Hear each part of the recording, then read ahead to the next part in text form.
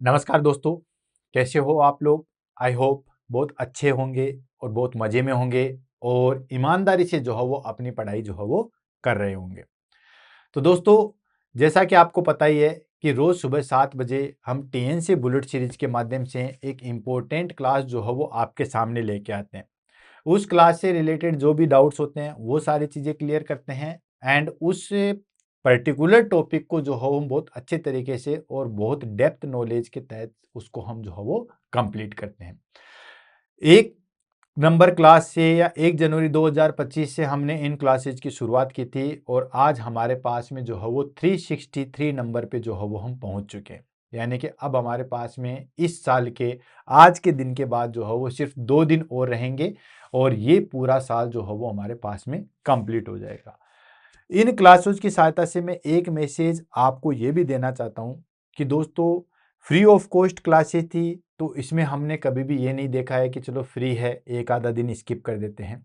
और जब कोई भी आदमी किसी चीज़ को ठान लेता है तो बिना रुके बिना थके अगर हमारे पास में 365 दिन अगर मैं मेहनत कर सकता हूँ, मैं क्लासें बना सकता हूँ, तो मैं आपको ये भी अश्योरिटी दे सकता हूँ कि आप भी वो काम कर सकते हैं। कहते हैं ना कि जो काम दुनिया में कभी ना कभी किसी ने किया है तो वो काम आप भी कर सकते हो और सिर्फ वो चीज़ करके दिखाने की ज़रूरत होती है। जैसे एक एग्जांपल बताएं कि काफ़ी दिनों तक जो है वो वनडे के अंदर जो है वो 200 का स्कोर नहीं बनाता, 200 रन का जो है वो स्कोर नहीं बनाता। हमारे जो है वो क्रिकेट के भगवान सचिन तेंदुलकर ने जो है वो 200 का स्कोर बनाया। देन लोगों को लगा कि यार 200 का स्कोर तो बन सकता है, इन्होंने बनाया तो अपन भी बना सकते हैं। फिर उसके बाद में 200 की स्कोर की लाइन लग गई और बहुत सारे लोगों ने जो है वो 200 को स्कोर बनाए। शर्मा जी के बेटे ने तो जो है वो 3 बार 200 का स्कोर बना दिया है। ठीक है, फिर तो वीरेंद्र सहवाग और भी बहुत सारे लोगों ने जो है बनाए। मेरे कहने का तात्पर्य यही है कि कोई भी कार्य अगर इस दुनिया में कोई कर रहा है तो सीधी सी बात है आप भी उस काम को जो है वो कर सकते हो और ये जो है वो आपको अपने माइंड में रहना चाहिए। कोई आदमी जो है वो 6 महीने पढ़ के सिलेक्शन हो सकता है तो आपका भी हो सकता है।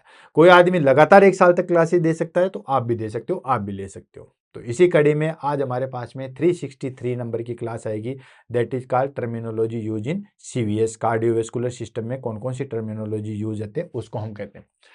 तो शुरुआत करते हैं इस क्लास में। जैसा कि आपको पता ही है कि क्लास की जब हम शुरुआत करते हैं उससे पहले ये इन चीज़ों का जरूर डिस्कस कर लेते हैं कि इस पर्टिकुलर क्लास में हमारे पास में हम पढ़ेंगे क्या क्या। एटलीस्ट जो चीज़ हम क्लास ले रहे हैं या जो चीज़ जो हम क्लास लेंगे तो एटलीस्ट ये चीज़ पता तो होनी चाहिए कि यार इस क्लास के अंदर जो हम पढ़ेंगे क्या क्या चीज़ जो हो हमारे पास में एग्जाम में आएगी, वो सारी चीज़ें। तो सबसे पहले तो हम बात कर लेते हैं कि एग्जाम में जो है वो हमारे पास में इस पर्टिकुलर टॉपिक से जो है वो कौन कौन से क्वेश्चन आते हैं, इसके बारे में देख लेते हैं। तो अगर देखा जाए तो एग्जाम में जो है वो हमारे पास में इसमें बहुत सारे क्वेश्चन आते हैं। इवन हार्ट रेट भी पूछी जाती है, वो ईसीजी में भी हम हार्ट रेट कैसे चेक करते हैं वो भी पूछी जाती है। पल्स क्या होती है वो भी पूछी जाती है। पल्स के अलग अलग जो है वो कौन कौन से टाइप होते हैं वो सारी चीज़ें भी जो है हमारे पास में पूछी जाती है। देन उसके बाद में स्ट्रोक वॉल्यूम कितना होता है, कार्डियक आउटपुट जो है वो कितना होता है, एंड डायस्टोलिक वॉल्यूम कितना होता है, मीन आर्टरियल प्रेशर कैसे चेक करते हैं, वो सारी चीज़ें जो है वो पूछी गई है। पल्स प्रेशर जो है वो पूछा गया है। तो इस तरीके से जो है बहुत बहुत सारी चीज़ें जो है वो काम में आते हैं। और न सिर्फ ये चीज़ें पूछी जाती है बल्कि इनके माध्यम से जो है वो और चीज़ें जैसे हार्ट फेलियर पढ़ते हैं तो हार्ट फेलियर में आता है कि इजेक्शन फ्रैक्शन जो है वो हमारे पास में इतने से कम हो जाएगा तो हम उसको हार्ट फेलियर कहेंगे। अरे तो भाई ये तो पता होना चाहिए ना कि इजेक्शन फ्रैक्शन नॉर्मल कितना होता है या इजेक्शन फ्रैक्शन भला किस चीज को है, कहते किस चीज को है इजेक्शन फ्रैक्शन, ये चीज तो पता ही होनी चाहिए। ठीक है, ऐसे कार्डियक इंडेक्स, मैं कहूं कि कार्डियक इंडेक्स का अगर फॉर्मूला पूछे तो अपने टीएनसी के बच्चों के अलावा जो हो कोई भी जो हो उसको नहीं बता पाएगा। तो हालांकि मतलब जिसने बहुत डेप्थ नॉलेज गेन की है वही वो सारी चीजें जो हो वो करवा सकता है। तो ये सारी चीजें जितने भी हमारे पास मैंने टर्म्स आपको बोली, ठीक है, उन सब से एक कहीं ना कहीं एग्जाम में जो है वो क्वेश्चन है। इवन कार्डियक आउटपुट मैं कहूं इतनी बार क्वेश्चन आया हुआ। मीन आर्टेरियल प्रेशर कैसे चेक करते हैं वो सारा का सारा एग्जाम में जो है बहुत बार पूछा गया है। तो वन बाय वन करके सारी चीजों को जो हम लेंगे देन उसके बाद जो है वो आगे बढ़ेंगे और इसको जो है वो फिनिश करते हैं। क्लियर है? पढ़ेंगे क्या क्या चीजें, जितनी भी हमारे पास में टर्मिनोलॉजी हार्ट के अंदर यूज होती है वो सारी की सारी चीजें देखेंगे। और हाँ, मैं एक चीज कहना चाहूंगा कि क्लास लेके देखिएगा, आपको ये चीज का पता रहेगा कि रोज क्लास लेने में और समझने में जो है वो हम कितना पीछे रहते हैं। कहते हैं ना कि कई भी बच्चों को पूछते हैं ये क्या चीज होती है, तो वो रटी रटाई चीज ब्ला ब्ला ब्ला ब्ला ब्ला करके सारी चीज जो हो बता देता है, ठीक है।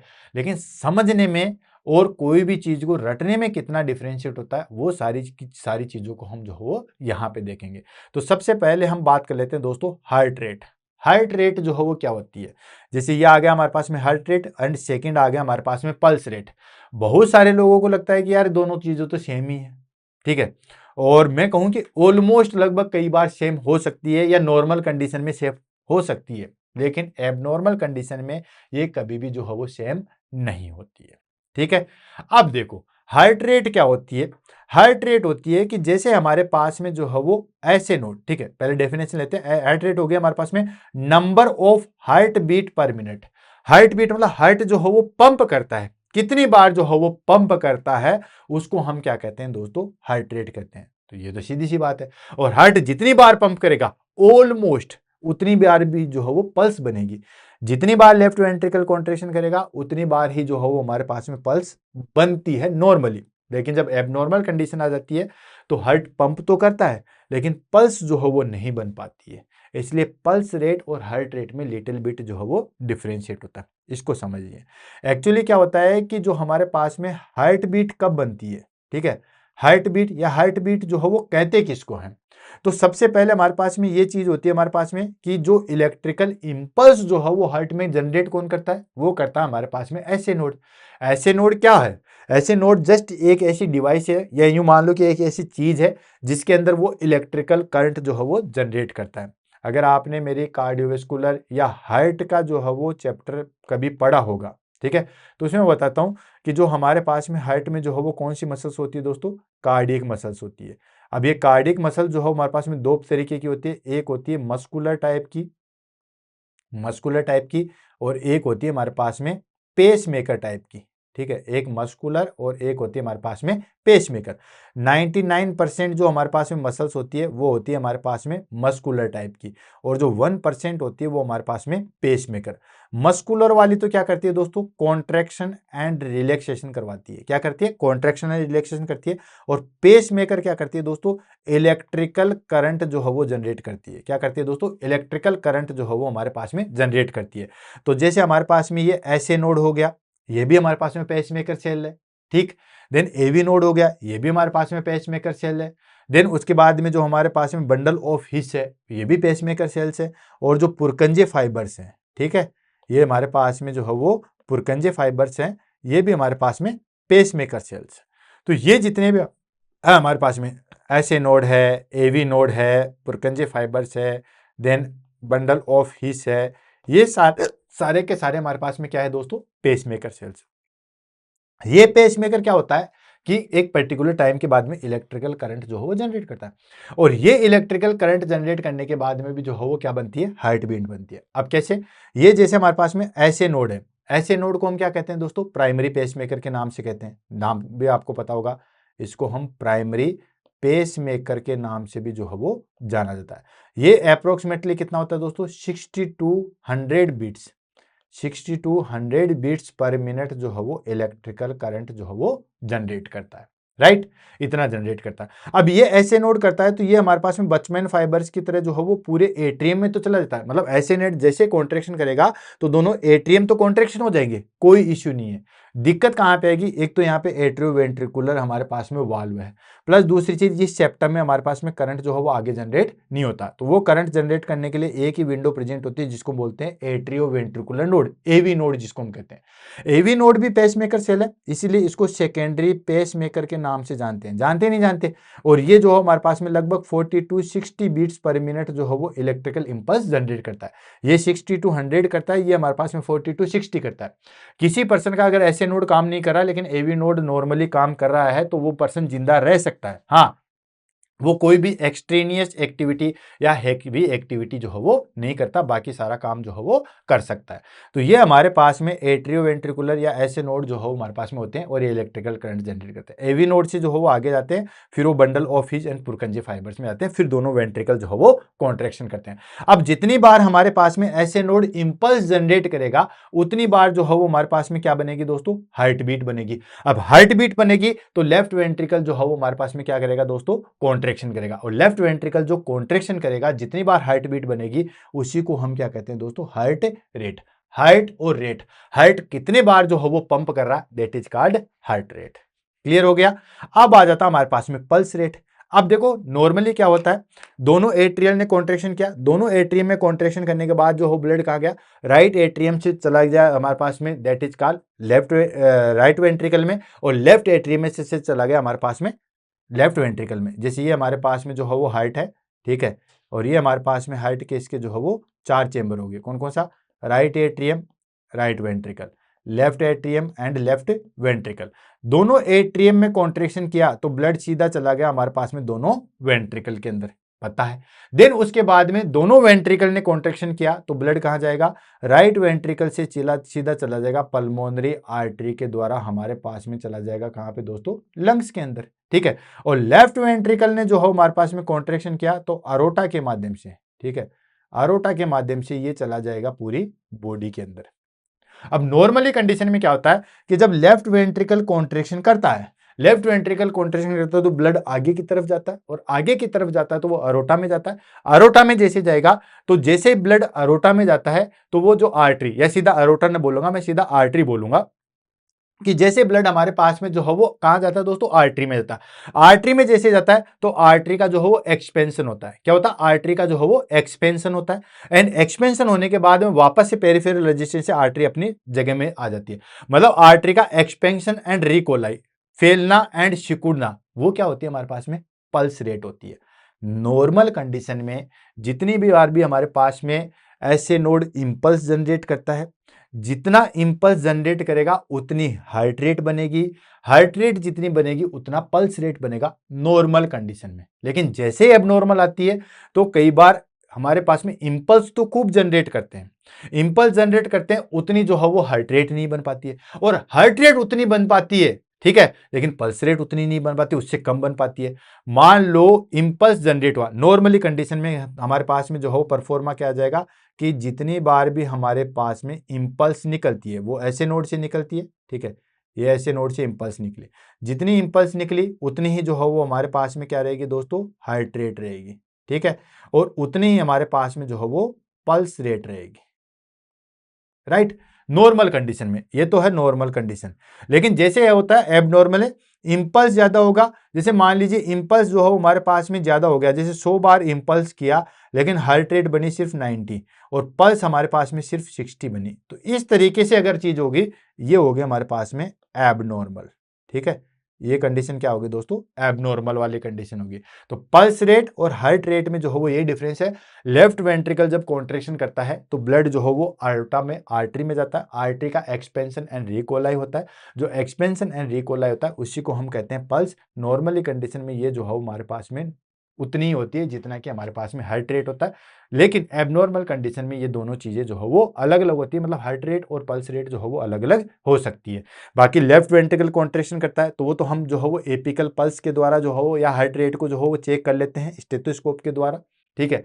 बाकी पल्स को हम फील करके देख लेते हैं, और अलग अलग जो है वो पल्स होती है, आपको पता ही है। बेसिकली हम बात करें टेम्पोरल होती है, देन ये कैरोटिड होती है, देन एपिकल होती है जो सिर्फ स्टेथोस्कोप की सहायता से सुनाई देती है।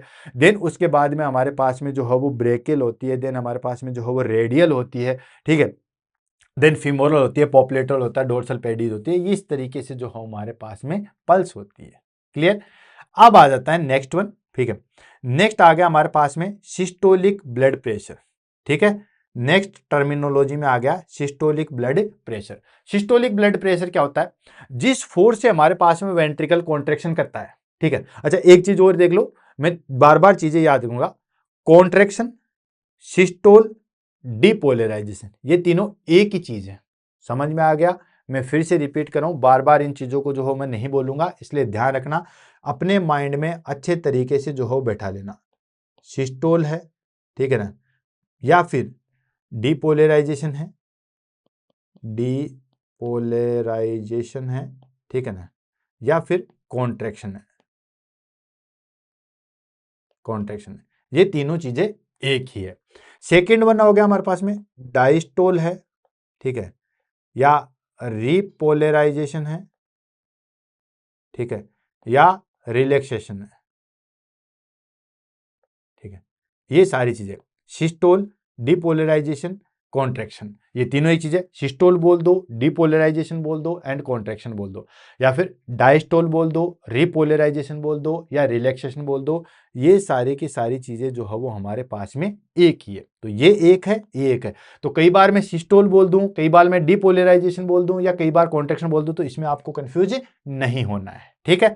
अब देखो, जैसे हमारे पास में लेफ्ट वेंट्रिकल का जो है वो कॉन्ट्रैक्शन होता है, क्या होता है? Left ventricle contraction. क्या लेफ्ट वेंट्रिकल कॉन्ट्रैक्शन? क्या तो जो लेफ्ट वेंट्रिकल के अंदर ब्लड था वो बाहर फेंकेगा, ठीक है। वो ब्लड जिस प्रेशर से बाहर फेंकता है, ध्यान रखना, मैं वॉल्यूम नहीं बोल रहा हूं, न मैं टाइम बोल रहा हूं, मैं बोल रहा हूं जिस प्रेशर से जो है वो बाहर फेंकेगा उसको हम बोलेंगे सिस्टोलिक ब्लड प्रेशर, ठीक है।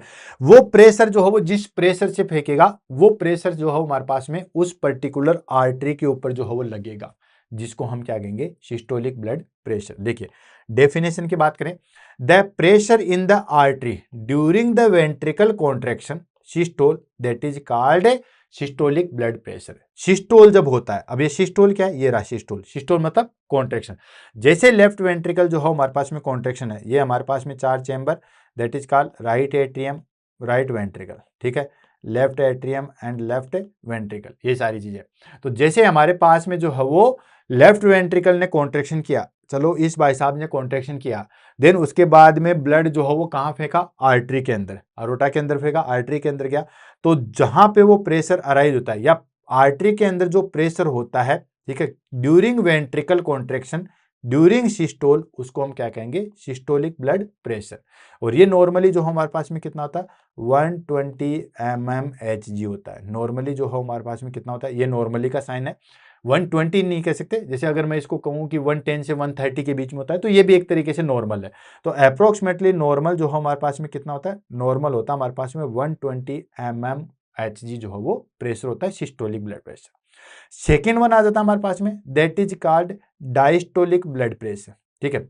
डायस्टोलिक ब्लड प्रेशर क्या होता है? कि जब हमारे पास में वेंट्रिकल रिलैक्सेशन करता है, वेंट्रिकल कॉन्ट्रैक्शन किया तो प्रेशर अराइज किया और ब्लड जो है वो हमारे पास में कहां पे गया? आर्टरी के अंदर, और वहां पे ब्लड आर्टरी के अंदर गया, ब्लड जो आर्टरी जो है वो फैल गई, ठीक है। वो जो प्रेशर था वो था हमारे पास में सिस्टोलिक। डायस्टोलिक क्या होता है? जब वेंट्रिकल रिलैक्स था, ठीक है, वेंट्रिकल रिलैक्स था, देन उसके बाद उस आर्टरी के अंदर कितना प्रेशर है वेंट्रिकल रिलैक्सेशन के दौरान, समझो इस ध्यान से, वेंट्रिकल रिलैक्सेशन के दौरान उस आर्टरी के अंदर कितना प्रेशर था उसको हम कहते हैं डायस्टोलिक ब्लड प्रेशर, या during diastole which pressure in artery, that is called diastolic blood pressure. तो ये होगी इसकी पर्टिकुलर डेफिनेशन। क्या होगी डेफिनेशन? क्या है? The pressure in the artery during ventricle relaxation diastole, that is called diastolic blood pressure. अब हमारे पास में ये हार्ट है, ठीक है, और ये हार्ट के हमारे पास में 4 chamber, right atrium, right ventricle, left atrium and left ventricle. Left ventricle ने जब कॉन्ट्रैक्शन किया तो ब्लड को बाहर फेंका, और उस ब्लड को बाहर फेंका तो जिस प्रेशर से या उस दौरान जो हमारे पास में आर्टरी के अंदर जो प्रेशर था उसको तो हमने क्या बोला? Systolic blood pressure. लेकिन जैसे हमारे पास में वेंट्रिकल रिलैक्स हो चुका है, ये वेंट्रिकल जो है हमारे पास में रिलैक्स हो चुका है, देन ये हमारे पास में अरोटिक वाल था, ये तो क्लोज हो जाएगा। क्लोज हो जाएगा तो जो प्रेशर इस आर्टरी के अंदर होता है during relaxation, during ventricle relaxation, जो प्रेशर आर्टरी के अंदर होता है जिसको हम बोलते हैं डायस्टोलिक ब्लड प्रेशर, और ये लगभग जो है हमारे पास में कितना होता है? ये लगभग होता है हमारे पास में 80 mmHg, लगभग अप्रोक्सीमेटली ये जो है हमारे पास में कितना होता है? 80 mmHg। क्लियर है? अब आ जाता है हमारे पास में ब्लड प्रेशर। ब्लड प्रेशर क्या है? देखो ब्लड प्रेशर आपको पता ही है कि जो हमारे पास में सिस्टोलिक ब्लड प्रेशर और डायस्टोलिक ब्लड प्रेशर का जो हमारे पास में रेशियो होता है, ठीक है, उसको हम क्या कहते हैं दोस्तों? ब्लड प्रेशर, या the force excreted by circulation blood in the wall artery. Artery के दौरान ब्लड का जो प्रेशर होता है, ठीक है, कॉन्ट्रैक्शन के दौरान भी और रिलैक्सेशन के दौरान भी, उसको हम क्या कहते हैं दोस्तों? Blood pressure. तो डेफिनेशन क्या की? The force excreted by circulating blood in the wall of the artery, वही फोर्स के दौरान मतलब सर्कुलेशन के दौरान। अब सर्कुलेशन के दौरान दोनों चीज होती है, सिस्टोल एंड डायस्टोल, दोनों चीज होती है। तो ये सर्कुलेशन के दौरान सिस्टोल के टाइम पे हमारे पास में कितना प्रेशर था और डायस्टोल के टाइम पे जो हमारे पास में कितना प्रेशर था, तो सिस्टोल के टाइम पे जो था हमारे पास में, इसको हम बोलेंगे सिस्टोलिक ब्लड प्रेशर, और डायस्टोल के टाइम पे कितना था, डायस्टोलिक ब्लड प्रेशर। इसको अगर हम रेशियो करें तो ये आ जाएगा 120/80 mmHg जो है वो हमारे पास में ब्लड प्रेशर हो गया। ठीक है, तो ब्लड प्रेशर की एग्जैक्ट डेफिनेशन क्या हो जाती है, एग्जैक्ट डेफिनेशन होता है हमारे पास में systolic and diastolic blood pressure का जो रेशियो होता है, इसको हम कहते हैं ब्लड प्रेशर। अब सिस्टोलिक क्या होता है, लेफ्ट वेंट्रिकल कॉन्ट्रैक्शन करता है, उस दौरान ब्लड का आर्टरी के ऊपर कितना प्रेशर था, ब्लड के द्वारा आर्टरी के ऊपर जो प्रेशर बनाया गया, that is called systolic blood pressure. During ventricle relaxation artery का ब्लड के ऊपर कितना प्रेशर होता है, उसको हम कहते हैं डायस्टोलिक ब्लड प्रेशर। क्लियर हुआ, बहुत इजी वे में जो हम चीजें क्लियर कर रहे हैं। नेक्स्ट आ जाता हमारे पास में पल्स प्रेशर क्या होता है। ठीक है, तो नेक्स्ट आ गया हमारे पास में पल्स प्रेशर। पल्स प्रेशर होता है हमारे पास में systolic blood pressure and diastolic blood pressure का जो डिफरेंशिएट होता है। सिस्टोलिक ब्लड प्रेशर और डायस्टोलिक ब्लड प्रेशर में जितना डिफरेंशिएट होता है उसको हम कहते हैं पल्स प्रेशर, या मैथमेटिकली कहें तो systolic BP minus diastolic BP, that is called pulse pressure.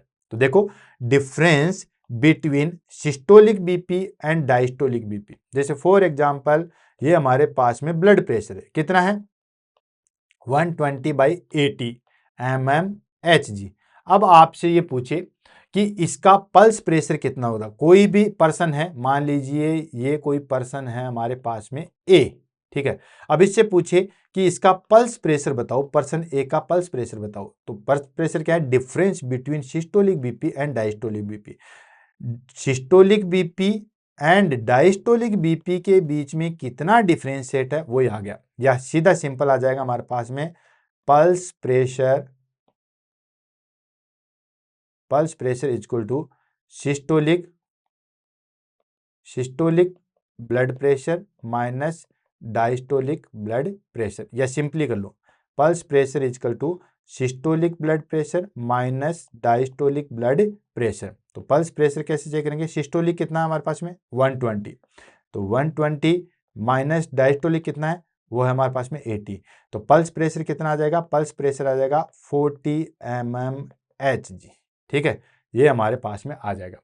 अब मैं आपको बताऊं कि एक पर्सन है, ठीक है ना, क्वेश्चन में दे रहा हूं आपको, क्वेश्चन ये होगा कि एक पर्सन है जिसका बीपी है 145/83, ठीक है, ये इसका बीपी है, क्या है दोस्तों, कि कोई पर्सन है जिसका बीपी है 145/83, ठीक है।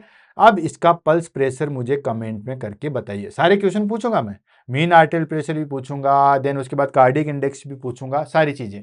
तो ये बताइए मुझे कि एक क्वेश्चन है जिसमें हमारे पास में एक पर्सन है जिसका हमारे पास में 145/83, सिस्टोलिक बीपी 145 है, डायस्टोलिक बीपी हमारे पास में 83 है, तो उसका पल्स प्रेशर बताइए कमेंट्स बॉक्स के अंदर। क्लियर है, बताइए। नेक्स्ट आ जाता हमारे पास में, that is called cardiac output. ठीक है, कमेंट में आप बताइए, पोज करके आप कैलकुलेट कर लीजिए और आंसर दीजिए, देन आगे बढ़ते हैं। नेक्स्ट आ गया हमारे पास में, that is called cardiac output. Cardiac output कितना होता है, तो देखो कोई भी चीज को मैं कहता हूं कि जब कोई चीज नहीं समझ में आती है तो उसको आप ब्रेक डाउन कर लो। तो क्वेश्चन क्या था हमारे पास में, क्वेश्चन मतलब पूछा क्या है, कार्डियक आउटपुट। तो कार्डियक आउटपुट दो चीजों से मिलकर बनता है, एक तो बना हुआ कार्डियक और एक बना आउटपुट। कार्डियक का क्या मीनिंग हो गया, कार्डियक का मीनिंग हो गया हमारे पास में हार्टपुट, और आउटपुट का मतलब हो गया पंप कितना करता है। आउटपुट का तो मतलब हार्ट का काम क्या है, हार्ट का काम कोई बहुत बड़ी चीज नहीं है, हार्ट का काम होता है पंप करना। ठीक है, तो हार्ट कितना पंप करता है, और वो भी कितना, 1 मिनट के अंदर, मतलब 1 मिनट के अंदर हार्ट कितने ब्लड को पंप कर देता है, उसको हम कहते हैं कार्डियक आउटपुट। सिंपली क्या है कि 1 मिनट के अंदर हार्ट कितने ब्लड को पंप कर देगा, उसको हम क्या कहेंगे दोस्तों, कार्डियक आउटपुट। तो देखिए ये हो गया हमारे पास में ब्लड पंप्ड पर मिनट, 1 मिनट में जो है वो हमारे पास में ब्लड जो है वो कितना चीजों को पंप कर देगा, वो आ गया हमारे पास में कार्डियक आउटपुट। तो इसको हम कैसे चेक करते हैं, इसको हम चेक करते हैं, या इसको हम लिखते हैं कार्डियक आउटपुट। अब कार्डियक आउटपुट कैसे दोस्तों, कार्डियक आउटपुट एक मिनट मतलब कितनी, हार्ट रेट। तो कार्डियक आउटपुट होगा हार्ट रेट इनटू, अब एक बार में कितना ब्लड कर रहा है। अब एक बार में जो हमारे पास में ब्लड को आउट करता है, मेरे को पहले स्ट्रोक वॉल्यूम लेना चाहिए था, चलो कोई बात नहीं, वो आगे आ जाएगा। स्ट्रोक वॉल्यूम कहाँ रह गया, शायद आ गया है ये स्ट्रोक वॉल्यूम। हाँ, वो स्ट्रोक वॉल्यूम एक्चुअली वहां पे भी देखने की जरूरत है, तो चलो कोई नहीं, इसको हम ले लेते हैं। तो एक मिनट के अंदर, एक मिनट मतलब हार्ट रेट होगी भाई, हार्ट जो है वो 60 बार पंप कर रहा है या 70 बार कर रहा है, 80 बार कर रहा है, कितनी बार पंप करेगा और एक बार में कितना निकालेगा। ठीक है, तो एक बार में जो है वो निकालता है, इसको हम बोलते हैं स्ट्रोक वॉल्यूम। समझ में आ गया।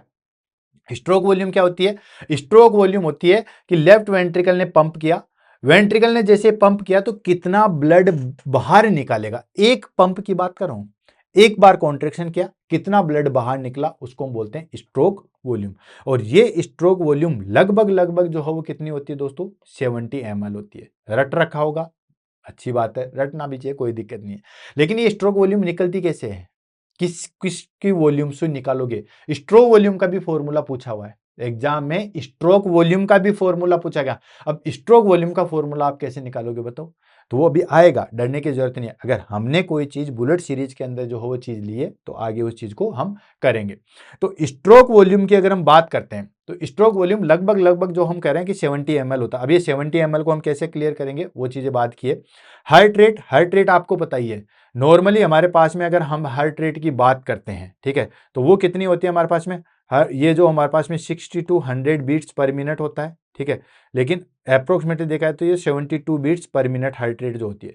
तो 72 को आप 70 ml से मल्टीप्लाई करोगे, ठीक है, तो ये हमारे पास में दैट इज कॉल्ड, ये आ जाएगा, इतना ही आ जाएगा 7 14 दिन 4.7 ठीक है, 14 पॉइंट समथिंग जो भी निकल के आएगा, ठीक है ना, वो निकल के आ जाएगा 14 पॉइंट या जो भी है, ठीक है, 14.98 लगभग जो भी निकल के आ जाएगा, इतना ml ब्लड जो है वो निकाल देगा। ठीक है, तो ये हो गया हमारे पास में लगभग ये चीजें जो हो गई कि इतना जो हो हमारे पास में कार्डियक आउटपुट होता है। सिंपली मीनिंग की अगर हम बात करें तो वो हो गया कि एक मिनट के अंदर हार्ट कितना ब्लड पंप कर देता है। सिंपली मीनिंग क्या हो गया, एक मिनट के अंदर हार्ट कितना ब्लड जो है वो पंप कर देगा, उसको हम क्या कहते हैं दोस्तों, कार्डियक आउटपुट। अब एक बार में करता है लगभग 70 ml और एक मिनट में जो है वो लगभग 72 बार धड़कता है। तो ये हमारे पास में लगभग अगर हम अप्रोक्सीमेटली करें तो सीधा सीधा 5 लीटर ब्लड जो है वो फेंक देगा। ठीक है, अब 490 ऐसा कुछ आ जाएगा हमारे पास में, तो इतना जो है वो ब्लड एक बार में जो है वो फेंक देता है। ये हो गया हमारे पास में कार्डियक आउटपुट। अब दो चीजों को ध्यान में रखना, हार्ट रेट है वो तो ऑलरेडी कंप्लीट हो चुकी है, तो इसके बारे में तो मैं डिस्कस करूंगा नहीं। ठीक है, मैं डिस्कस करूंगा आगे स्ट्रोक वॉल्यूम का, कि ये स्ट्रोक वॉल्यूम 70 जो है वो कैसे निकल के आएगी। रटी हुई है, आपने बता दी, मैंने यहाँ लिख दी, सारी चीजें काउंट कर दी, पर ये 70 ml कैसे आई इसको हम देखते हैं। आपको फिलहाल अभी प्रेजेंट टाइम के लिए इतना ही याद रखना है, और वो आपको याद रखना है कि लेफ्ट वेंट्रिकल जैसे कॉन्ट्रेक्शन करेगा या वेंट्रिकल जैसे कॉन्ट्रेक्शन करेगा तो लगभग 70 ml ब्लड जो है वो बाहर फेंक देगा। क्या होगा, लगभग 70 ml ब्लड जो है वो एक बार में फेंक देगा। तो ये हो गया हमारे पास में कार्डियक आउटपुट। अब बात कर लेते हैं हमारे पास में pre load and after load. Pre load and after load के बारे में बहुत बार जो है वो एग्जाम में भी पूछा गया है और बहुत बार जो है बच्चे गलत भी करके आए हैं। तो आज हम इस प्री लोड और आफ्टर लोड को जो है वो देख लेते हैं। अब इसके बारे में थोड़ी सी जो है थोड़ी सी नॉर्मल देसी भाषा में बात करूंगा, देन उसके बाद आगे बढ़ेंगे। प्री लोड, प्री लोड का मतलब होता है कोई भी चीज कार्य करते हैं। ठीक है, जैसे मान के चलिए किसी गाड़ी के अंदर जो है वो कोई चीज लोड हो रही है, ठीक है, तो हो गई प्री लोड। ठीक, तो उसी तरीके से क्या होता है कि ब्लड के अंदर जो है वो हार्ट के अंदर जो है ब्लड आता रहता है, आता रहता है, आता रहता है, लोड होता रहता है। ठीक है, और वो ब्लड जो है वो इकट्ठा होते होते होते होते हमारे पास में एक ऐसी स्टेज आ जाती है कि अब उसको निकालना जरूरी हो जाता है। समझ में आ गया, तो ब्लड अंदर बढ़ता गया बढ़ता गया बढ़ता गया, वो अंदर प्रेशर क्रिएट करता रहा। ठीक है, प्रेशर क्रिएट करता रहा, करता करता करता एक स्टेज आएगी जिसमें हार्ट तंग आ जाएगा कि यार अब मेरे से नहीं होता, अब मैं कुछ ना कुछ करूंगा। कुछ ना कुछ क्या करेगा हार्ट, उसको पंप करके बाहर निकालेगा। ठीक है, जहां से आया तो वो एट्रियम से था, लेकिन जैसे ही वो पंप करेगा तो एट्रियो वेंट्रिकुलर वाल जो है वो तो बंद हो जाएंगे, वो फिर चला जाएगा, या तो राइट वेंट्रिकल का है तो पल्मोनरी आर्टरी में चला जाएगा, लेफ्ट वेंट्रिकल का है तो वो कहां चला जाएगा दोस्तों, वो चला जाएगा हमारे पास में अरोटा के अंदर। तो अब देखो प्री लोड क्या होता है कि जब ब्लड अंदर अंदर आके भरता रहता है, ठीक है, भर के इतना भर जाता है कि जो हमारे पास में डायस्टोल हो रहा था, diastole diastole diastole diastole, ventricle fail रहा था फेल रहा था फेल रहा था फेल रहा था, एंड ऑफ डायस्टोल मतलब पूरा डायस्टोल हो गया, इससे ज्यादा तो अब नहीं भर पाएगा, इसको हम कहते हैं प्री लोड। समझ में आ गया? अब इससे इजी तो मैं क्या ही बताऊं, सिंपली भाषा में एक और मैं बात बता देता हूं कि ब्लड के द्वारा जो वेंट्रिकल पे प्रेशर बनाया जाता है उसको हम कहते हैं प्रीलोड। बस ब्लड के द्वारा वेंट्रिकल पे जो प्रेशर बनाया जाता है इसको हम कहते हैं प्रीलोड। जैसे हमारे पास में ब्लड आता गया आता गया आता गया आता गया, वेंट्रिकल फिल होता रहा स्ट्रेच होता रहा फिल होता रहा स्ट्रेच होता रहा, जब वो पूरा डायस्टोल होता है एंड डायस्टोल, उस टाइम पे जो लोड होता है उसको हम कहते हैं प्रीलोड। अब बात करते हैं आफ्टर लोड। आफ्टर लोड क्या होता है? पूरा फेल गया, अब फेलने के बाद में क्या होता है कि वो वेंट्रिकल कॉन्ट्रैक्शन करेगा, ठीक है, वो वेंट्रिकल कॉन्ट्रैक्शन करेगा। अब जैसे हमारे पास में कॉन्ट्रैक्शन करेगा तो उस ब्लड को बाहर फेंकेगा, तो जो हमारे पास में कॉन्ट्रैक्शन वाली कंडीशन आ गई है या कॉन्ट्रैक्शन जो करेगा उसको हम कहते हैं आफ्टर लोड। सिंपली भाषा में कहते हैं कि जितना प्रेशर लगाएगा वेंट्रिकल उस ब्लड को बाहर निकालने के लिए, ठीक है, या इसको हम कहते हैं स्टार्ट ऑफ सिस्टोल जितना होता है उसको हम क्या कहेंगे दोस्तों? After load. तो देखो दोनों चीज बहुत अच्छी तरीके से समझ में आ जाएगी। पहली चीज क्या कर रही है? वेंट्रिकुलर फीलिंग, ठीक है, पहली चीज क्या है दोस्तों? वेंट्रिकुलर फीलिंग, या इसको हम कहते हैं stretch at end diastole. Ventricle fill हो रहा है, वेंट्रिकल फिल हो रहा है तो वहां पे जो है वो स्ट्रेच हो रहा है, और स्ट्रेच होते होते एंड डायस्टोल, डायस्टोल मतलब सीधा रिलैक्स होके डायस्टोल हो गया पूरा। डायस्टोल के टाइम पे कितना प्रेशर है उसको हम क्या कहते हैं दोस्तों? प्रीलोड। अब इसको देखो, या सिंपली आप एक याद रखना, ब्लड के द्वारा जो प्रेशर लगाया था, ब्लड के द्वारा जो हार्ट पे प्रेशर लगाया जाता है, ब्लड के द्वारा जो प्रेशर लगाया जाता है उसको कहते हैं प्रीलोड। देखिए प्रीलोड क्या है? Volume of the blood in ventricle end of diastole and diastolic pressure जिसको हम कहते हैं, ठीक है। तो जब भी कभी बहुत ज्यादा जो हो वॉल्यूम होगी, ठीक है, ब्लड की वॉल्यूम बहुत ज्यादा होगी या बहुत ज्यादा जो हो फ्लूइड होगा, उसमें प्रीलोड बढ़ जाता है। देखो इंक्रीज इन हाइपर वॉल्यूम या regurgitation of cardiac wall heart failure, उसमें बढ़ेगा, बिल्कुल सबको पता है। सेकेंड आया था हमारे पास में आफ्टर लोड। आफ्टर लोड क्या है? आफ्टर लोड का सिंपली मीनिंग जो है वो यहाँ पे है resistance ventricle must overcome to eject blood, ठीक है, यानी कि अब हमारे पास में वेंट्रिकल रेजिस्टेंस कर रहा है उस ब्लड को बाहर निकालने के लिए, इजेक्ट करने के लिए जो कर रहा है उसको हम कहते हैं आफ्टर लोड। ये देखिए ये हो गया resistance left ventricle must overcome the circulate blood. ये इंक्रीज कब होता है? जब हाइपरटेंशन की कंडीशन हो, वेजो कंस्ट्रिक्शन हो। आगे जो है वो हमारे पास में क्या होता है कि वाल बिल्कुल छोटी है या आर्टरी बिल्कुल छोटी है, लेफ्ट वेंट्रिकल को ज्यादा प्रेशर क्रिएट करना पड़ेगा, तो ये सारी चीजें जो है वो बढ़ जाती है। ये हो गया हमारे पास में आफ्टर लोड। तो प्री लोड और आफ्टर लोड दोनों जो है वो यहाँ पे फिनिश हो जाते हैं। अब बात कर लेते हैं next one terminology, that is called and diastolic volume. देखो वही बात आ गई कि जब भी मैं कहता हूं कि कोई चीज नहीं समझ में आती है तो उसको हम क्या करते हैं दोस्तों? उसको हम डिवाइड कर लेते हैं, ठीक है, और ये हमारे पास में डिवाइड में आएगा एंड डायस्टोलिक वॉल्यूम। इसको हम कैसे करेंगे? एंड मतलब फिनिश, जहां पे चीज खत्म हो रही है, डायस्टोल मतलब पूरा रिलैक्स हो रहा है, रिलैक्स हो रहा है, डायस्टोल हो रहा है उसको, और वॉल्यूम, वॉल्यूम का मतलब हो गया हमारे पास में कि कितना वॉल्यूम होने के बाद वो पूरा जो है वो डायलेट हो जाता है। इसको हम क्या कहते हैं? And diastolic volume.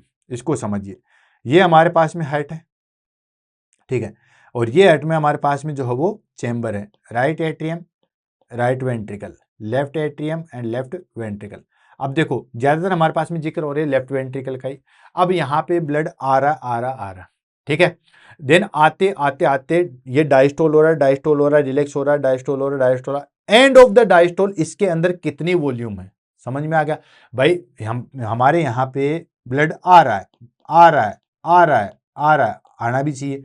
ब्लड आके आके आके यहाँ ब्लड फिल हो रहा है, 10 ml 20 ml 50 ml 100 ml 500, बिल्कुल फिल हो रहा है, ठीक है। End of the diastole, ventricle पूरा डायस्टोल हो गया, वेंट्रिकल पूरा रिलैक्स हो गया, वेंट्रिकल पूरा जो है वो डिपोलराइजेशन हो गया, उस टाइम पे जो है वो हमारे पास में कितना जो है वो वॉल्यूम होती है, इसको हम कहते हैं एंड डायस्टोलिक वॉल्यूम, ठीक है। तो डेफिनेशन की अगर हम बात करें तो डेफिनेशन क्या होगी दोस्तों? डेफिनेशन हो गया हमारे पास में that is called the volume in the ventricle at the end of diastole and just before the ventricle contraction start. जब हमारे पास में वो वॉल्यूम, जब वेंट्रिकल पूरे जो है वो डायस्टोल हो चुके हैं, वेंट्रिकल जो है वो पूरे एंड हो चुका है डायस्टोल का, वेंट्रिकल डायस्टोल होते होते पूरा जो है वो एंड हो चुका है, या जैसे वेंट्रिकल कॉन्ट्रैक्शन करेगा उसके जस्ट बिफोर जो जितनी वॉल्यूम है उसको हम कहते हैं एंड डायस्टोलिक वॉल्यूम। और ये एंड डायस्टोलिक वॉल्यूम जो है वो लगभग जो हमारे पास में होती है 110 से लेके 130 ml होती है। ठीक है, अप्रोक्सीमेटली नॉर्मल की अगर हम बात करें तो ये दी जाती है 120 ml। ठीक है, ये हमारे पास में अप्रोक्सीमेटली जो है वो कितनी आ जाएगी दोस्तों, 120 ml जो है वो एंड डायस्टोलिक वॉल्यूम होती है।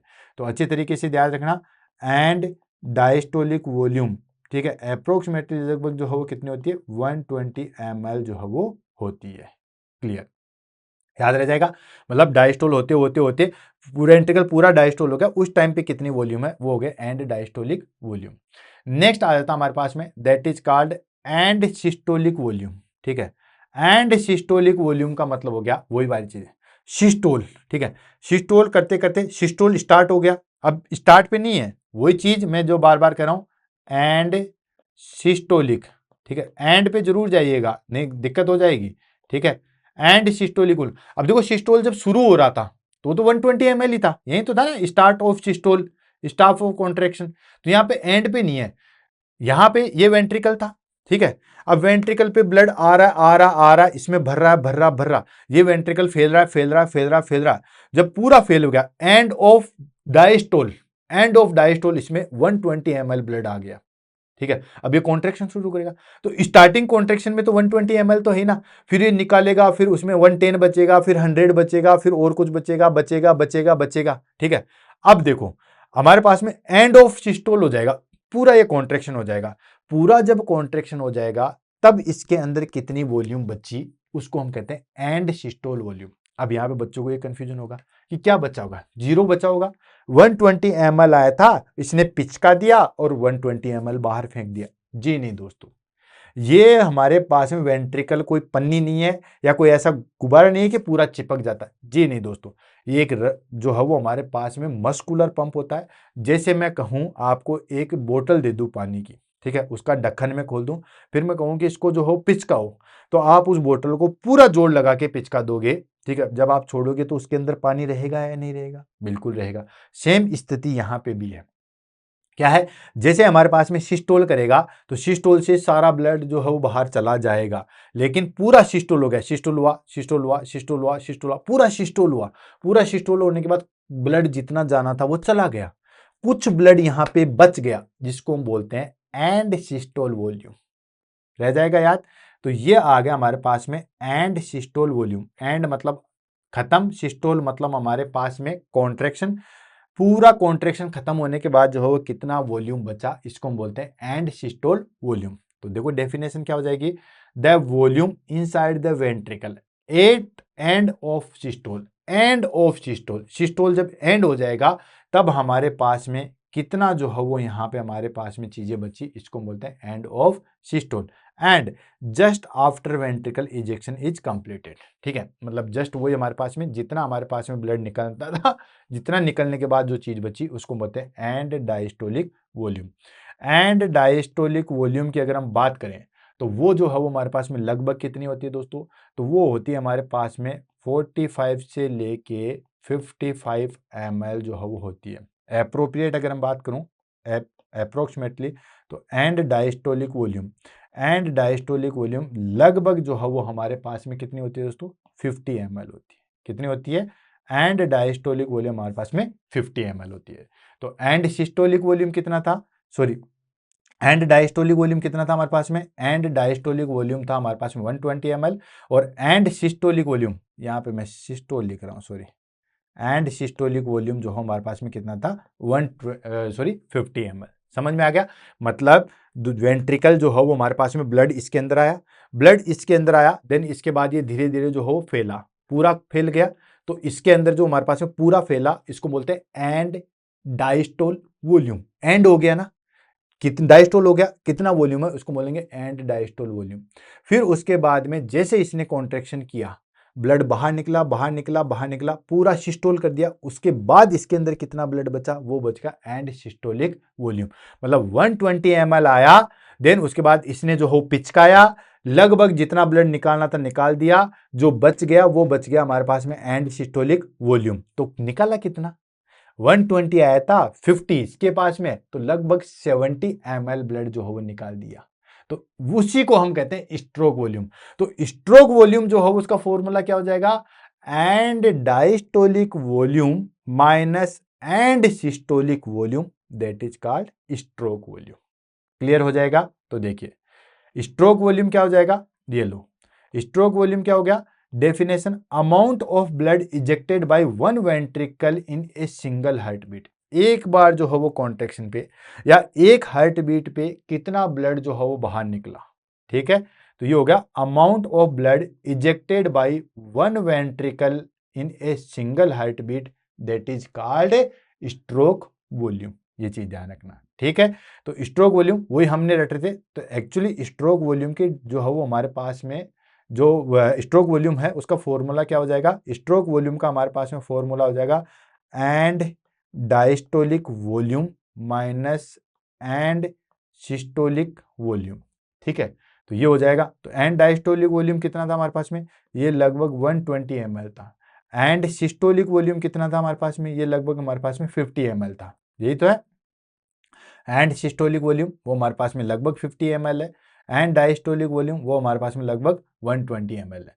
तो ये देखिए हमारे पास में, तो ये लगभग जो है वो स्ट्रोक वॉल्यूम इजकल टू 70 ml। तो जो स्ट्रोक वॉल्यूम हमने थोड़ी देर पहले रटा था वो अब एग्जैक्ट आ गया है कि ये सारी चीजें। एग्जामिनर क्या करता है, एग्जामिनर पूछता है कि एक क्लाइंट का, ठीक है, एग्जामिनर क्या पूछता है, क्वेश्चन पूछता है कि एक क्लाइंट है जिसका एंड डायस्टोलिक वॉल्यूम, ठीक है, एंड डायस्टोलिक वॉल्यूम जो है वो हमारे पास में 135 ml है, ठीक है।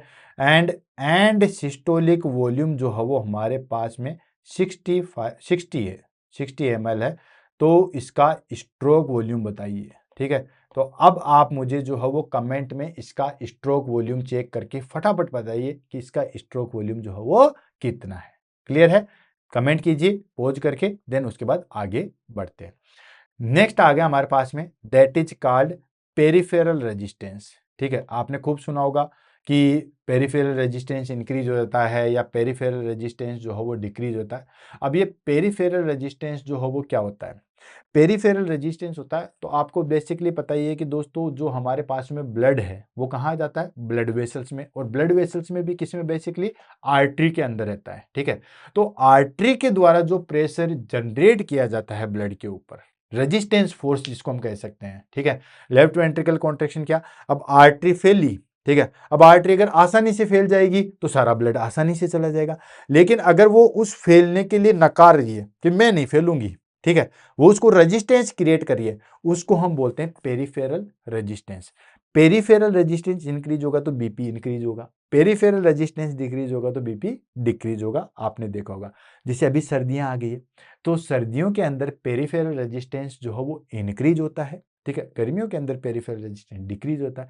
मतलब सिंपल भाषा में अगर मैं अब आपको समझाऊं तो सिंपल भाषा में ये होता है कि जो हमारे पास में ब्लड वेसल्स है, स्पेशली जो हमारे पास में आर्टरीज है, वो जो हमारे पास में ब्लड के अगेंस्ट जो फोर्स अफोर्ड करती है या उसके फ्लो को जो है वो रोकने का एक तरीके से काम करती है, उसको कहते हैं पेरिफेरल रेजिस्टेंस। तो डेफिनेशन क्या हो जाएगी, डेफिनेशन हो जाएगी the resistance offered by systemic blood vessels mainly arterioles to flow the blood. ये हो गया हमारे पास में पेरिफेरल रेजिस्टेंस। पेरिफेरल रेजिस्टेंस अगर हमारे पास में इंक्रीज होता है तो बीपी भी जो है वो हमारे पास में इंक्रीज होगा। सिंपली बात करें, पेरिफेरल रेजिस्टेंस जस्ट हमारे पास में समानुपाती होता है ब्लड प्रेशर के। क्लियर हो गया, चलो वेरी गुड। नेक्स्ट आ जाता है, ये आ गया हमारे पास में मीन आर्टेरियल प्रेशर, ठीक है। मीन आर्टेरियल प्रेशर, जैसे हमें पल्स प्रेशर देखा था, अब आ गया मीन आर्टेरियल प्रेशर। अच्छा, पल्स प्रेशर और पल्स डेफिशिएट, वहां पे मैंने एक चीज जो हो बताऊं, पल्स डेफिशिएट क्या होता है। पल्स डेफिशिएट और पल्स प्रेशर, पल्स प्रेशर तो क्या था हमारे पास में, सिस्टोलिक बीपी और डायस्टोलिक बीपी के बीच में जो डिफरेंशिएट होता है उसको हम कहते हैं पल्स प्रेशर, ठीक है। पल्स डेफिशिएट क्या होता है, एपिकल पल्स और जो पेरिफेरल पल्स, एपिकल पल्स कौन सी की, जो हार्ट पे निकलती है। एपिकल पल्स और जो पेरिफेरल पल्स, जिसे हम रेडियल भी कह सकते हैं, देन फीमोरल भी कह सकते हैं, ब्रेकियल भी है। पेरिफेरल मतलब दूर वाली। तो एपिकल पल्स और पेरिफेरल पल्स में डिफरेंशिएट कितना होता है। जैसे एपिकल पल्स मान लो 90 आ रही है और पेरिफेरल पल्स जो हो हमारे पास में 80 आ रही है, तो पल्स डेफिशिएट कितना हो जाएगा, 10 का डिफरेंशिएट हो जाएगा। तो वो होता है। चलो कोई नहीं। नेक्स्ट आता है हमारे पास में मीन आर्टेरियल प्रेशर। देखो मीन क्या होता है, तो आपने अगर स्टेटिस देखी थी तो वहां पे 3 चीजें होती है, मीन मोड मीडियम होता है, ठीक है। बाकी ज्यादा अपन डिस्कस नहीं करेंगे। मीन का मतलब होता है एवरेज, ठीक है। दो जो हमारे पास में आर्टरी के अंदर जो हमारे पास में प्रेशर होता है, अब आर्टरी के अंदर क्या प्रेशर है, systolic blood pressure, diastolic blood pressure, दो ही तो प्रेशर रहते हैं और तो कोई प्रेशर ही नहीं होता। तो उसका अगर हम मीन निकालें, एवरेज निकालें, तो उसको हम क्या कहेंगे, मीन आर्टेरियल प्रेशर कहेंगे। सिंपल डेफिनेशन, मीन मतलब एवरेज।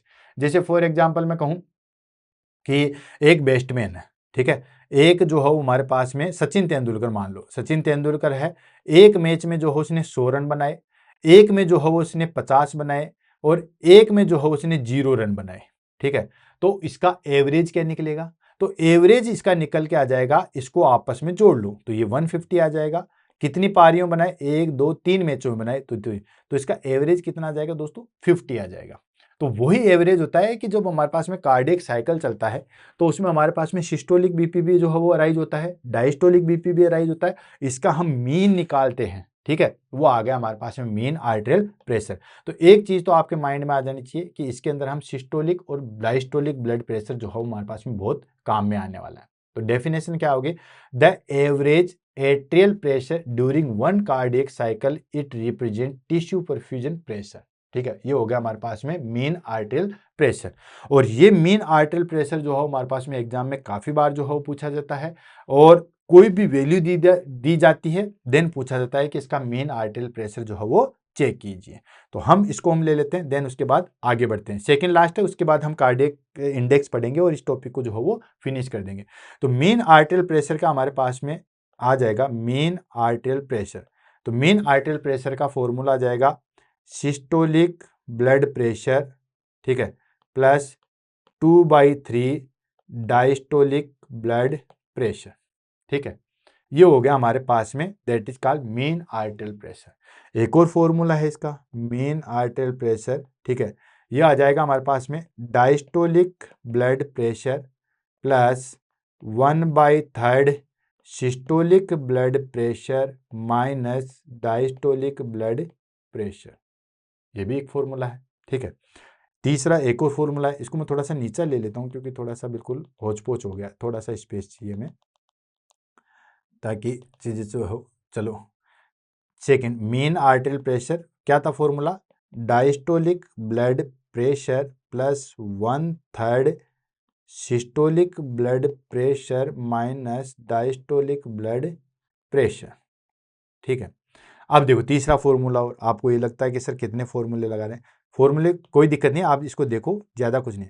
वही डायस्टोलिक ऊपर वाला देखो, diastolic blood pressure plus 1/3 systolic blood pressure minus diastolic blood pressure को हम क्या लिख सकते हैं, पल्स प्रेशर लिख सकते हैं, नहीं सकते, वेरी गुड। तो पल्स प्रेशर, ठीक है। ये चीजें होगी हमारे पास में, that is called mean arterial pressure, ठीक है। एग्जाम में बहुत बहुत बहुत बार जो है वो क्वेश्चन पूछा जाता है, ठीक है। और इसमें से जो है वो हमारे पास में चीजें निकल के आती है। तो ये हो गया हमारे पास में मेन आर्टेरियल प्रेशर। आपको फॉर्मूला देके ये पूछा जा गया है कि ये फॉर्मूला किस चीज का है, ठीक है। देन उसके बाद में एग्जाम में ये भी पूछा गया, एक फॉर्मूला से नहीं होगा, एक एग्जाम में मैंने देखा था कि what is the mean arterial pressure formula. तो पहले ये दे दिया, फिर सेकंड ये दे दिया, तीसरा ये दे दिया, और लास्ट में दे दिया ऑल ऑफ दीज। अब किसी ने ये पढ़ रखा था तो उसने फर्स्ट वाले को क्लिक कर दिया, किसी ने सेकंड वाले को पढ़ रखा तो सेकंड वाले को क्लिक कर दिया, किसी ने थर्ड वाले को पढ़ रखा था तो थर्ड वाले पे क्लिक कर दिया। जबकि देखा जाए तो ये सारे फॉर्मूला जो है हमारे पास में मीन आर्टेरियल प्रेशर के जो है वो फॉर्मूला है। ये चीज आप भी जानते हो, सबको पता है। अब देखो, अब ये एक तो क्वेश्चन जो फॉर्मूले से पूछा जा सकता है, एक क्वेश्चन पूछा जा सकता है कि आपको ये जो है वो फॉर्मूला ने देखे कोई कंडीशन दी जाएगी, मतलब बीपी दिया जाएगा और पूछा जाएगा कि इसका मीन आर्टेरियल प्रेशर जो है वो निकालो। जैसे फॉर एग्जांपल मैं अभी एग्जांपल ले लेता हूं, देन उसके बाद जो है वो क्वेश्चन सोल्व करेंगे। एग्जांपल की बात करें कि एक पर्सन दे दिया एक्स पर्सन, ठीक है, और एक्स पर्सन का जो है हमारे पास में बीपी कितना है 120/80 mmHg जो है वो हमारे पास में बीपी है। अब इसका मीन आर्टेरियल प्रेशर जो है वो निकालो। तो देखो इस फॉर्मूले से हम निकाल लेते हैं। इस फॉर्मूले से निकालेंगे तो क्या हो जाएगा, सिस्टोलिक बीपी कितना है हमारे पास में, ठीक है, सिस्टोलिक, ठीक है, इसमें हमारे पास में सिस्टोलिक बीपी कितना है हमारे पास में 120, ठीक है, प्लस डायस्टो 2 इंटू डायस्टोलिक, डायस्टोलिक कितना है दोस्तों 80, ठीक है, एंड डिवाइडेड बाई 3, यही तो है। अब भाई जिसका कोई नहीं होता उसका एक होता है, तो ये हो गया 8 दूनी 16, ठीक है, 160, 160 प्लस 120 कितना हो जाएगा हमारे पास में 120, 160, 290 if I am not wrong, ठीक है, ये हो जाएगा 160 प्लस 120, 6 2 8, ओ सॉरी 280, ये लो 280, ठीक है, 280 ये हो गया हमारे पास में इसका, ये लो इसको हटा देता हूं, इतना ही हुआ। 280 में आप डिवाइड करोगे तो ये हो गया हमारे पास में 9 9 18, ठीक है, 9 27, ये 0.1, ठीक है, तो ये लगभग लगभग 91 के समथिंग जो है वो आ जाएगा, ठीक। तो इससे निकालो, सेकंड वाले से निकालो, डायस्टोलिक बीपी कितना है 80, very good, plus 1/3, systolic BP कितना है 120, डायस्टोलिक कितना है हमारे पास में 80, तो ये निकल के आ जाएगा 80 प्लस 1/3 इंटू 40, तो इसमें इसमें बात देंगे तो ये हो जाएगा हमारे पास में 13.3, यानी कि वो ही आ जाएगा हमारे पास में 93 पॉइंट, ये सॉरी 93 पॉइंट समथिंग आ जाएगा, राइट। ऐसे हमारे पास में इसको निकालो, मतलब फॉर्मूला आप कोई सा भी अप्लाई करो, क्वेश्चन आपका जो है बिल्कुल सही जाएगा, ठीक है। तो जैसे हमारे पास में 120/80 है, इसका अगर हम देखेंगे तो वो लगभग हमारे पास में 93 के समथिंग जो है वो आता है, ठीक है, 93.33 जो भी चीजें है वो निकल के आ जाएगी और वो हमारे पास में जो है वो आंसर आता है। अब मैं आपको क्वेश्चन दे रहा हूं और उसका कमेंट में जो है वो जरूर बताएगा। एक पर्सन है जिसका बीपी 130/90 है, ठीक है, बीपी जो है 130/90 है, इसका मेन आर्टेरियल प्रेशर जो है वो चेक करके मुझे बताओ, कैलकुलेट करके बताओ, कैलकुलेटर की सहायता से बता दो। बोर्ड मास का फॉर्मूला जरूर याद रखना, ठीक है, बोर्ड मास तो पता ही है, ब्रैकेट हटेगा, फिर उसके बाद जो है हमारे पास में ऑब्जेक्ट हटेगा, देन उसके बाद मल्टीप्लिकेशन होता है, देन उसके बाद जो डिवाइडेशन होता है, देन मल्टीप्लिकेशन, देन जो है वो बोर्ड आप ऑप्शन होता है, देन उसके बाद जो है वो हमारे पास में बोर्ड मास, बोर्ड मास यही तो होता है, ठीक है, मास। तो बोर्ड मास में हमारे पास में क्या ब्रैकेट, देन उसके बाद ऑब्जेक्शन, ये डिवाइडेशन, mathematics, addition and subtraction, BODMAS का फॉर्मूला जो है वो आप याद रखिएगा। नेक्स्ट आ जाता है हमारे पास में that is called ejection fraction. काफी बार एग्जाम में पूछा गया है इजेक्शन फ्रैक्शन क्या चीज होती है। अब बहुत सारे लोगों को ये लग रहा है कि यार इजेक्शन फ्रैक्शन क्या चीज होती है, हमने तो सारी टर्मिनोलॉजी ऑलमोस्ट पढ़ लिया, अब ये इजेक्शन फ्रैक्शन कहां से आ गया। तो देखो इजेक्शन फ्रैक्शन क्या होता है, percentage of blood pump out of the ventricle in 1 beat. देखो दोनों में क्या डिफरेंशिएट है, स्ट्रोक वॉल्यूम आपने पढ़ा, बहुत अच्छी तरीके से पढ़ा। स्ट्रोक वॉल्यूम में तो क्या था ml ऑफ ब्लड, यानी कि ml ऑफ ब्लड पंप, इसका मैं सीधे सीधे यहीं पे डेफिनेशन लिख दूंगा कि स्ट्रोक वॉल्यूम, ये लो चलो छोड़ो यहीं पे लिख दूंगा कि ये जो परसेंटेज है, ये लो मैं इसे लेता हूं, अगर यहाँ पे मैं ml लिख दूं, बाकी सारी चीज जो है वो ऐसे कैसे लिख दूं 1 beat, that is called stroke volume, ठीक है। ml ऑफ ब्लड को मैंने दिया, ml ऑफ ब्लड जो है वो आ जाएगा ml of blood pump out of ventricle 1 beat, that is called stroke volume. और percentage of blood pump out the ventricle in 1 beat, that is called ejection fraction. और हार्ट फेलियर की condition में हम इजेक्शन फ्रैक्शन ही देखते हैं, ठीक है, क्योंकि देखो एंड डायस्टोलिक वॉल्यूम आपको पता ही है, एंड सिस्टोलिक वॉल्यूम भी आपको पता ही है, ठीक है। अब एंड डायस्टोलिक वॉल्यूम ठीक है, ठीक है, लेकिन उस ब्लड को हार्ट फेंक नहीं रहा, हार्ट फेल हो चुका है, हार्ट फेलियर की कंडीशन आ चुकी है, उसको जो है वो हार्ट फेंक नहीं सका, जिसका परसेंटेज मान लीजिए हमारे पास में 120 ml ब्लड आया, नो डाउट 120 ml ब्लड जो है वो हार्ट के अंदर आया, लेकिन इस 120 ml में से सिर्फ 30 ml ही वो ब्लड को फेंक पाया है, ठीक है। तो ये स्ट्रोक वॉल्यूम कितना होगा 30 ml, ठीक है। कितना परसेंटेज में फेंक पाया है, ये आ गया हमारे पास में इजेक्शन फ्रैक्शन। तो ये समझिए, ठीक है। तो इसका इजेक्शन फ्रैक्शन निकालूं, जैसे मैं सारी चीज यहीं पे ले लेता हूं, दोनों चीजों को हम कंटिन्यू करके चलते हैं, देन उसके बाद आगे बढ़ते हैं। हमने क्या कहा, percentage of blood out the ventricle 1 beat, और कितना ml ब्लड एक बीट में हम बाहर निकालते हैं, that is called stroke volume, ठीक है। अब जैसे मान के चलिए and diastolic volume, stroke volume क्या है, स्ट्रोक वॉल्यूम है हमारे पास में, that is called and diastolic volume minus and systolic volume, right. अब इसमें से हमें कोई भी चीज दे दें, या तो स्ट्रोक वॉल्यूम दे दे, या एंड डायस्टोलिक वॉल्यूम दे दे, या एंड जो है वो सिस्टोलिक वॉल्यूम दे दे, हम कोई भी दो चीज दे दे, एक चीज आप निकाल लोगे। जैसे मैंने आपको बताया कि एंड डायस्टोलिक वॉल्यूम जो है वो हमारे पास, ये तीनों चीजें, तो एंड डायस्टोलिक वॉल्यूम जो है 120 ml है, ठीक, राइट। एंड सिस्टोलिक वॉल्यूम, या मैं सीधा स्ट्रोक वॉल्यूम ही ले लेता हूं, ठीक है। स्ट्रोक वॉल्यूम जो है वो हमारे पास में 30 ml डायरेक्ट ही दे दिया, ठीक है। तो स्ट्रोक वॉल्यूम हमारे पास डायरेक्ट दिया, मतलब 30 ml डायरेक्ट दिया हुआ है, तो हमें इसमें कुछ नहीं करना, स्ट्रोक वॉल्यूम सीधा सीधा आ जाएगा 30 ml, क्योंकि हमें दिया हुआ ही है। अगर स्ट्रोक वॉल्यूम न देके हमारे पास में एंड सिस्टोलिक वॉल्यूम 90 ml दिया हुआ है, तो आप इससे निकाल सकते हो एंड डायस्टोलिक वॉल्यूम कितना है, 120 ml, तो यहां पे लिख लीजिए आप 120, ठीक है। एंड सिस्टोलिक वॉल्यूम कितना है, 90, तो निकल के कितना आ जाएगा, 30 ml। तो अगर स्ट्रोक वॉल्यूम डायरेक्ट दिया हुआ है, अच्छी बात है। अगर स्ट्रोक वॉल्यूम नहीं दिया गया है, तो एंड डायस्टोलिक वॉल्यूम या एंड स्ट्रोक वॉल्यूम, दोनों में से, तीनों में से दो वॉल्यूम जरूर दी हुई आएगी। एंड डायस्टोलिक वॉल्यूम दिया, एंड सिस्टोलिक वॉल्यूम दिया, हम स्ट्रोक वॉल्यूम निकाल सकते हैं। तो कितना ml ब्लड, अब मान लीजिए हमें दे दिया है, इसको हटा दो, ठीक है। And systolic volume 120 ml, and diastolic volume 120 ml, and systolic volume 90 ml, stroke volume कितना हो गया, 30 ml। तो हमें अगर कोई पूछे कि स्ट्रोक वॉल्यूम कितना है किसी पेशेंट का, अगर ये कंडीशन है, तो ये वो कंडीशन हो गई हमारे पास में, स्ट्रोक वॉल्यूम 30 ml। अब बात कर लेते हैं इजेक्शन फ्रैक्शन कितना है।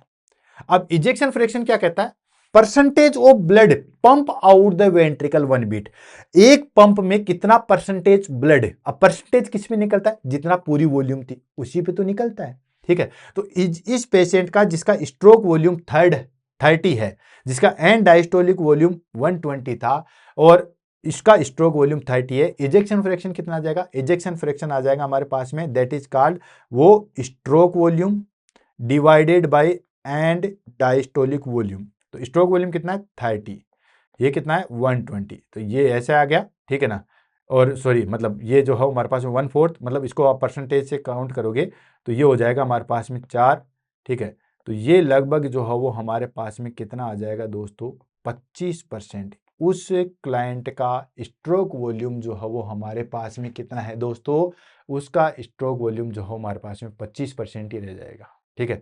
सिर्फ 25% ब्लड ही वो पंप कर रहा है, और वो सही भी बात है, ये हमारे पास में 120 ml आया, 120 ml आया, तो सिर्फ 25% ब्लड ही जो है वो पंप आउट कर रहा है, क्लियर। तो ये चीज होती है हमारे पास में स्ट्रोक इजेक्शन फ्रैक्शन, कितना परसेंटेज ब्लड को जो हो बाहर फेंक रहा है, that is called ejection fraction. समझ में आ गया। तो स्ट्रोक वॉल्यूम और इजेक्शन फ्रैक्शन में क्या डिफरेंस है, माइन्यूट डिफरेंस है। स्ट्रोक वॉल्यूम तो होता है ml of blood pump out the ventricle in 1 beat, एक बीट के अंदर कितना ml ब्लड बाहर फेंक रहा है, that is called stroke volume, ठीक है। इजेक्शन फ्रैक्शन क्या होता है, percentage of blood pump out the ventricle in 1 beat, एक बीट के अंदर कितना परसेंटेज, अब कितना आया उसमें से कितना फेंका गया उसको। जैसे फॉर एग्जांपल, अब इसको एक और चीज से देख लेते हैं। जैसे मान लीजिए एंड डायस्टोलिक वॉल्यूम जो है वो हमारे पास में कितना है, 100 ml, ठीक है। और उसने जो है वो हमारे पास में 50 ml जो है वो फेंक दिया है, स्ट्रोक वॉल्यूम तो 50 ml आ गई, ठीक है। लेकिन इसमें हमारे पास में इजेक्शन फ्रैक्शन कितना आ जाएगा, इजेक्शन फ्रैक्शन वही आप काउंट करोगे तो 50% आ जाएगा, राइट, क्योंकि ये 100 ml पे निकल रहा है। यही चीज मैं बोल रहा हूं कि अगर एंड डायस्टोलिक वॉल्यूम 120 ml है, अभी तो 100 पे था, एंड डायस्टोलिक वॉल्यूम हमारे पास 120 है, तो इजेक्शन फ्रैक्शन जो है वो हमारे पास में कितने पे जो है 50% आएगा। अगर वो 60 ml फेंकेगा तो फिर 50% पे आएगा, मतलब कितना परसेंटेज ब्लड को बाहर फेंक रहा है, जितना आया है उसका कितना परसेंटेज ब्लड बाहर फेंक रहा है, that is called ejection fraction. तो हार्ट फेलियर में इजेक्शन फ्रैक्शन ही जो है वो सबसे ज्यादा पूछा जाता है। आज की क्लास का लास्ट ले लेते हैं, that is called cardiac index. इसका फॉर्मूला नेक्स्ट एग्जाम में जो है वो पूछा जा सकता है। कार्डियक इंडेक्स क्या है? कार्डियक इंडेक्स है कि जो हमारे पास में कार्डियक आउटपुट है, जितना ब्लड बाहर फेंका गया है, वो हमारे पास में जो पूरा बॉडी सरफेस एरिया है उस पे किस तरीके से जो है वो हमारे पास में सर्कुलेट होगा, या किस तरीके से उसको जो है वो देगा, किस तरीके से नॉर्मलाइज करेगा, इसको हम कहते हैं कार्डियक इंडेक्स। तो डेफिनेशन क्या हो जाएगी? डेफिनेशन हो जाएगी, cardiac output is normalise the body surface area, it show the heart pumping efficiency relative to the body size. यानी कि बॉडी साइज के अकॉर्डिंग हमारे पास में हार्ट जो है वो उसको पंप कर रहा है, that is called cardiac index. ठीक है, अब कार्डियक इंडेक्स का जो है वो हमारे पास में एग्जाम में फॉर्मूला आने की सबसे ज्यादा संभावना है। तो कार्डियक इंडेक्स का फॉर्मूला ऊपर ले लेता हूं क्योंकि बहुत थोड़ा बड़ा है। कार्डियक इंडेक्स हो जाएगा हमारे पास में, that is called cardiac output. Cardiac output, cardiac output तो एक बार में जो हमारे पास में निकला है, ठीक है, 1 मिनट के अंदर हमारे पास में जो है वो कितना ब्लड बाहर फेंक रहा है, और वो फिर पूरी बॉडी सरफेस एरिया को जो है वो हमारे पास में कवर कर रहा है। बॉडी सरफेस एरिया, ठीक है, body surface area short form में हमारे पास में आ जाएगा। अगर मैं कहूं cardiac output divided by body surface area, that is called cardiac index. Sorry, फॉर्मूले में कोई दिक्कत नहीं है, छोटा सा फॉर्मूला जो है वो आपके सामने आ गया है। Cardiac index equal to cardiac output divided by body surface area. ठीक है, ऐसे आप कार्डियक आउटपुट जो है वो चेक कर सकते हो। अब देखो, इस फॉर्मूले से आपको फॉर्मूला याद करना है, डेफिनेशन ऑटोमेटिक याद हो जाएगी। पहली बात तो क्या है कि एग्जाम में जो हो फॉर्मूला पूछने की ज्यादा संभावना है, तो आप सिर्फ फॉर्मूला याद रखो। फॉर्मूला क्या है? Cardiac index to cardiac output and body surface area. ठीक है, तो ये सारी चीजें आ गई हमारे पास में, cardiac output and body surface area. अब देखो, कार्डियक आउटपुट को आप और इसको जो है वो डिवाइडेशन कर दो, या और उसको जो है वो खोल के रख लो। Cardiac index equal to, cardiac output को हम क्या कह सकते हैं? कार्डियक आउटपुट क्या था हमारे पास में? Heart rate and stroke volume, right, ये चीज था। ठीक है, तो ये आ जाएगा हमारे पास में, that is called, cardiac output को ले लो हार्ट रेट, हार्ट रेट, क्योंकि एग्जाम में हो सकता है आपको कार्डियक आउटपुट ने देखे हार्ट रेट और स्ट्रोक वॉल्यूम दिया है। Heart rate into stroke, stroke volume, ये आपको पता ही है, ऑलरेडी हमने इसको डिस्कस कर लिया है, divided by body surface area. ठीक है, और बॉडी सरफेस एरिया कैसे निकाला जाता है वो आपको पता ही है। तो ये हो गया बॉडी सरफेस एरिया हमारे पास में कैसे निकाला जाएगा। तो बॉडी सरफेस एरिया का आपको पता है कि जितनी हमारे पास में हाइट होती है उसका अंडर रूट निकाल दो।